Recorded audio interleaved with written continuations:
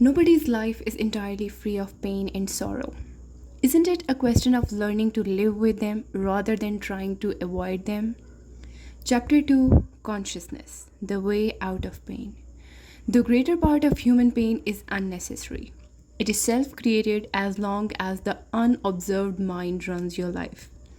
The pain that you create now is always some form of non acceptance, some form of unconscious resistance to what is. On the level of thought, the resistance is some form of judgment. On the emotional level, it is some form of negativity. The intensity of the pain depends on the degree of resistance to the present moment, and this in turn depends on how strongly you are identified with your mind. The mind always seeks to deny the now and to escape from it. In other words, the more you are identified with your mind, the more you suffer. Or you may put it like this: the more you are able to honor and accept the now, the more you are free of pain, of suffering, and free of egoic mind. Why does the mind habitually deny or resist the now?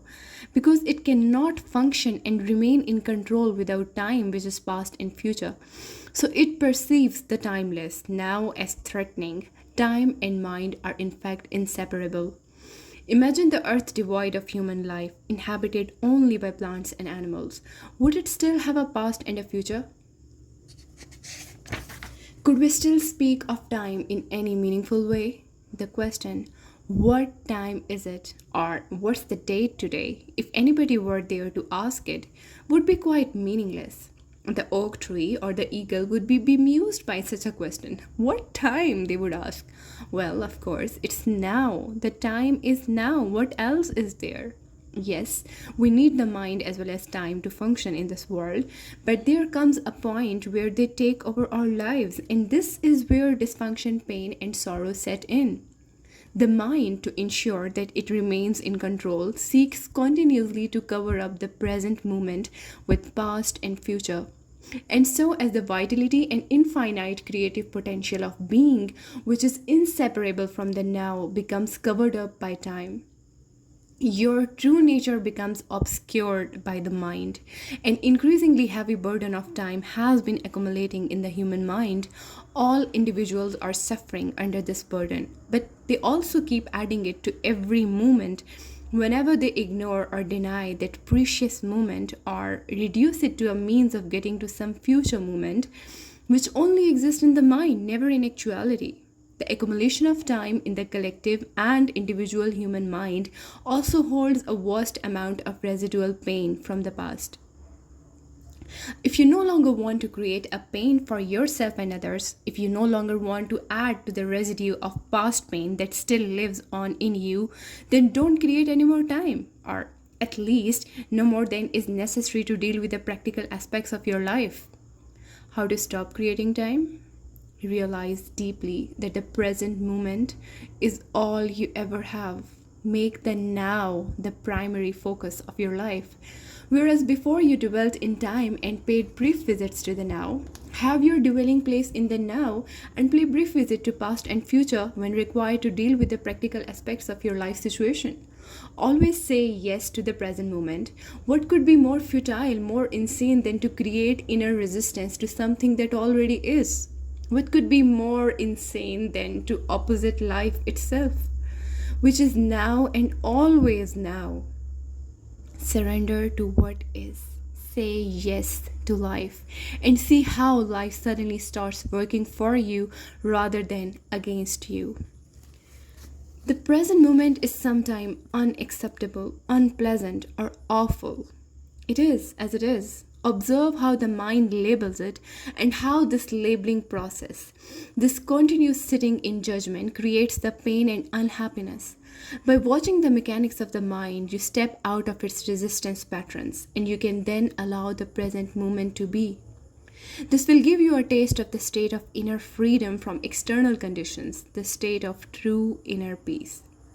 Then see what happens and take action if necessary or possible. Accept, then act. Whatever the present moment contains, accept it as if you had chosen it. Always work with it, not against it. Make it your friend and ally, not your enemy. This will miraculously transform your life. Past pain, dissolving the pain body. As long as you are unable to access the power of the now, every emotional pain that you experience leaves behind a residue of pain that lives on in you. It merges with the pain from the past which was already there and becomes lodged in your mind and body. This is of course includes the pain you suffered as a child caused by the unconsciousness of the world in which you were born. This accumulated pain is a negative energy field that occupies your body and mind. If you look on it as an invisible entity in its own right, you're getting quite close to the truth. It's the emotional pain. Body. It has two modes of being, dormant and active. A pain body may be dormant 90% of the time. In a deeply unhappy person, though, it may be active up to 100% of the time. Some people live almost entirely through their pain body, while others may experience it only in certain situations, such as intimate relationships or situations linked with past loss or abandonment, physical or emotional hurt, and so on. Anything can trigger it, particularly if it resonates with a pain pattern from your past. When it is ready to awaken from its dormant stage, even a thought or an innocent remark made by someone close to you can activate it. Some pain bodies are obnoxious but relatively harmless. For example, like a child who won't stop whining. Others are vicious and destructive monsters, true demons. Some are physically violent, many more are emotionally violent. Some will attack people around you or close to you, while others may attack you, their host. Thoughts and feelings you have about your life then become deeply negative and self destructive. Illnesses and accidents are often created in this way. Some pain bodies drive their host to suicide. When you thought you knew a person and then you're suddenly confronted with this alien, nasty creature for the first time, you are in for quite a shock. However, it's more important to observe it in yourself than in someone else. Watch out for any signs of unhappiness in yourself in whatever form. It may be the awakening pain body. This can take the form of irritation, impatience, a somber mood, a desire to hurt, anger, rage, depression, a need to have some drama in your relationship, and so on. Catch it the moment it awakens from its dormant state. The pain body wants to survive just like every other entity in the existence, and it can only survive if it gets you to unconsciously identify with it. It can then rise up, take you over, become you, and live through you. It needs to get its food through you. It will feed on any experience that resonates with its own kind of energy.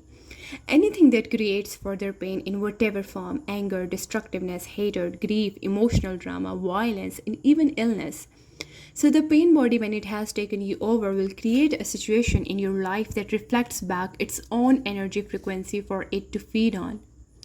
Pain can only feed on pain. Pain cannot feed on joy. It finds it quite indigestible. Once the pain body has taken you over, you want more pain. You become a victim or a perpetrator. You want to inflict pain or you want to suffer pain or both. There is not really much difference between the two. You're not conscious of this, of course, and will vehemently claim that you do not want pain, but look closely and you will find that your thinking and behavior are designed to keep the pain going for yourself and others. If you were truly conscious of it, the pattern would dissolve. For to want more pain is insanity, and nobody is consciously insane.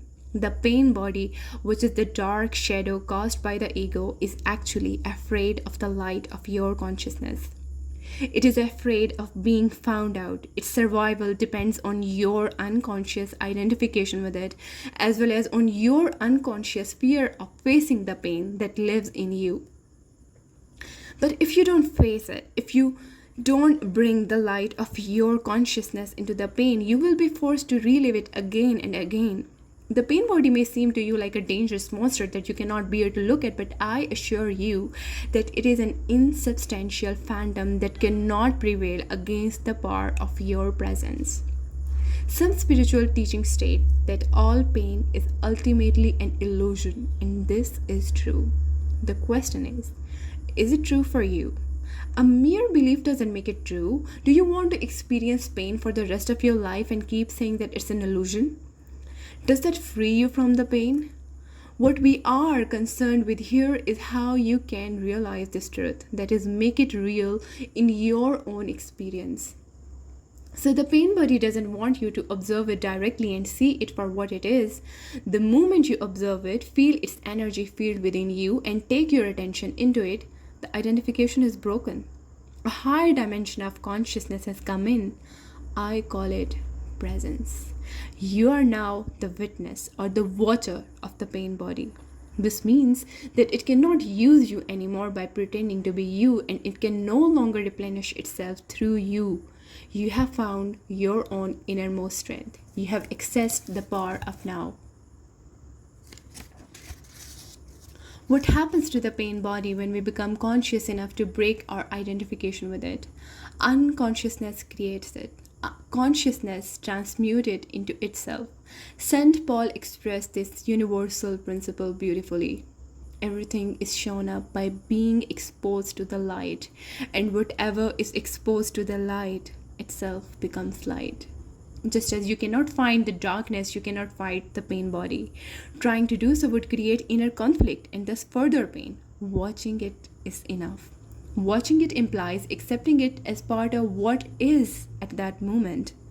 The pain body consists of trapped life energy that has split off from your total energy field and has temporarily become autonomous through the unnatural process of mind identification. It has turned in on itself and become anti-life, like an animal trying to devour its own tail. Why do you think our civilization has become so life-destructive? But even the life-destructive forces are still life energy. When you start to disidentify and become the watcher, the pain body will continue to operate for a while and will try to trick you into identifying with it again. Although you are no longer energizing it through your identification, it has a certain momentum, just like a spinning wheel that will keep turning for a while even when it is no longer being propelled. At this stage, it may also create physical aches and pains in different parts of the body, but they won't last. Stay present, stay conscious, be the ever alert guardian of your inner peace. You need to be present enough to be able to watch the pain body directly and feel its energy. It then cannot control your thinking. The moment your thinking is aligned with the energy field of the pain body, you're identified with it and again feeding it with your thoughts.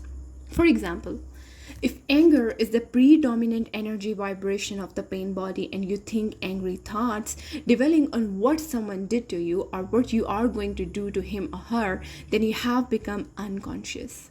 And the pain body has become you. Where there is anger, there is always pain underneath. Or when a dark mood comes upon you and you start getting into a negative mind pattern and thinking how dreadful your life is, your thinking has become aligned with the pain body and you have become unconscious and vulnerable to the pain body's attack. Unconscious, the way that I use the word here, means to be identified with some mental or emotional pattern. It implies a complete absence of the watcher. Sustained conscious attention severs the link between the pain body and your thought processes and brings about the process of transmutation. It is as if the pain becomes fuel for the flame of your consciousness, which then burns more brightly as a result. This is the esoteric meaning of the ancient art of alchemy, the transmutation of base metal into gold, of suffering into consciousness. The split within is healed and you become whole again. Your responsibility then is not to create further pain. Let me summarize this process. Focus attention on the feeling inside you. Know that it is the pain body. Accept that it is there. Don't think about it. Don't let the feeling turn into thinking. Don't judge or analyze. Don't make an identity for yourself out of it. Stay present and continue to be the observer of what is happening inside you. Become aware not only of the emotional pain but also of the one who observes, the silent watcher. This is the power of now, the power of your own conscious presence. Then see what happens. For any woman, the pain body awakens particularly at the time preceding the menstrual flow. I will talk about this and the reason for it in more detail later. Right now, let me just say this: if you are able to stay alert and present at that time and watch whatever you feel within, rather than being taken over by it, it affords an opportunity for the most powerful spiritual practice. And the rapid transmutation of all past pain becomes possible. Ego identification with the pain body. The process that I have just described is profoundly powerful yet simple. It could be taught to a child, and hopefully one day it will be one of the first things children learn in school. Once you have understood the basic principle of being present as the watcher of what happens inside you, and you understand it by experiencing it, you have at your disposal the most potent transformational tool. This is not to deny that you may encounter intense inner resistance to disidentifying from your pain. This will be the case particularly if you have lived closely identified with your emotional pain body for most of your life and the whole or a large part of your sense of self is invested in it. What this means is that you have made an unhappy self out of your pain body and believe that this mind made fiction is who you are. In that case, unconscious fear of losing your identity will create strong resistance to any disidentification. In other words, you would rather be in pain, be the pain body, than take a leap into the unknown and risk losing the familiar unhappy self. If this applies to you, observe the resistance within yourself. Observe the attachment to your pain. Be very alert. Observe the peculiar pleasure you derive from being unhappy. Observe the compulsion to talk or think about it. The resistance will cease if you make it conscious. You can then take your attention into the pain body. Stay present as the witness, and so initiate its transmutation. Only you can do this. Nobody can do it for you. But if you are fortunate enough to find someone who is intensely conscious, if you can be with them and join them in the state of presence, that can be helpful and will accelerate things. In this way, your own light will quickly grow stronger. When a log that has only just started to burn is placed next to one that is burning furiously, and after a while they are separated again, the first log will be burning with much greater intensity. After all, it is the same fire. To be such a fire is one of the functions of a spiritual teacher. Some therapists may also be able to fulfill that function, provided that they have gone beyond the level of mind and can create and sustain a state of intense conscious presence while they are working with you. The origin of fear. You mentioned fear as being part of our basic underlying emotional pain. How does fear arise? And why is there so much of it in people's lives? And isn't a certain amount of fear just healthy self-protection? If I didn't have a fear of fire, I might put my hand in it and get burned. The reason why you don't put your hand in the fire is not because of fear, it's because you know that you will get burned. You don't need fear to avoid unnecessary danger. Just a minimum of intelligence and common sense. For such practical matters, it is useful to apply the lessons learned in the past. Now, if someone threatened you with fire or with physical violence, you might experience something like fear. This is an instinctive shrinking back from danger, but not the psychological condition of fear that we are talking about here. The psychological condition of fear is divorced from any concrete and true immediate danger. It comes in many forms: unease, worry, anxiety, nervousness, tension, dread, phobia, and so on. This kind of psychological fear is always of something that might happen, not of something that is happening now.